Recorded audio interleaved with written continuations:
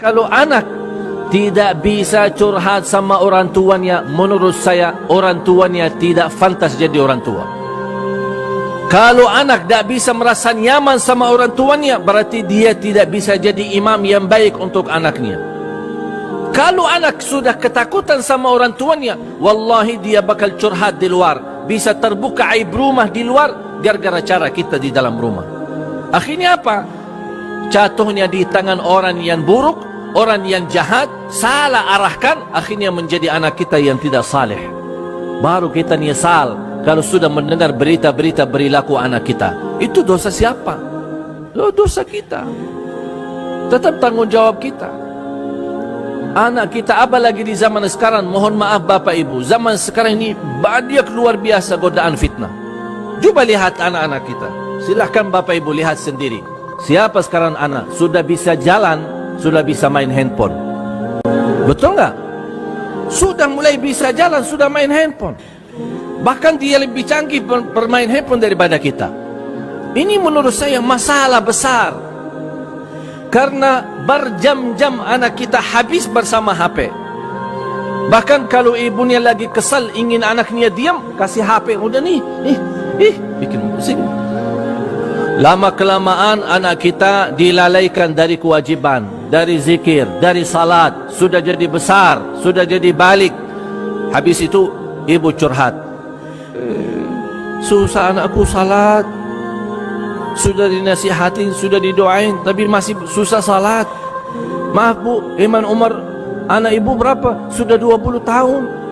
20 tahun baru dia sadar anaknya tidak bisa salat.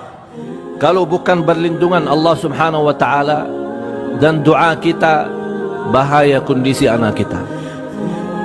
Sering saya menyampaikan, kita sebagai orang muslim, insya Allah Bapak Ibu, saya yakin insya Allah masih mempertahankan Islam iman sampai akhir hayat. Tetapi yang saya khawatir anak dan cucu kita bagaimana? Apakah besok masih ada bisikan doa yang kita dengar di dalam kubur kita, kiriman doa dari anak kita?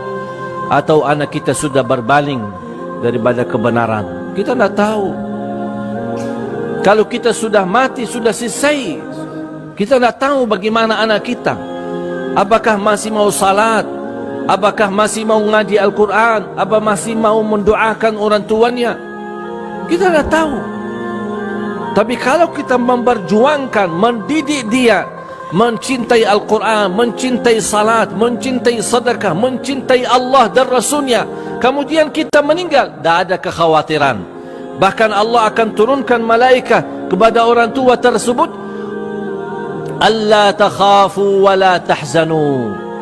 Jangan sedih, jangan takut. Jangan takut atas apa yang akan dihadapi besok. Dari kubur, dibangkit, hisab, mungkar nakir, jangan takut. Wala tahzanu, jangan bersedih atas anak-anak yang sudah ditinggal.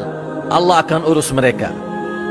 Ini berita gembira dari malaikat bagi orang-orang yang saleh, yang berhasil memimpin anaknya. Jangan khawatir. Jangankan Allah akan jaga anak kita, Allah akan jaga karena keberkahan orang tuanya, kesalehan orang tuanya. Allah jaga anak dan cucunya sampai 7 keturunan. Jangankan 1 anak, sampai 7 keturunan.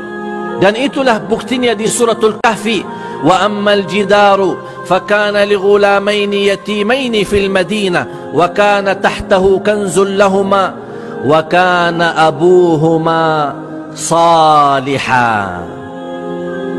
Mereka bisa menemukan harta, bisa menemukan warisan yang selama ini tertinggal, kehilangan warisan mereka.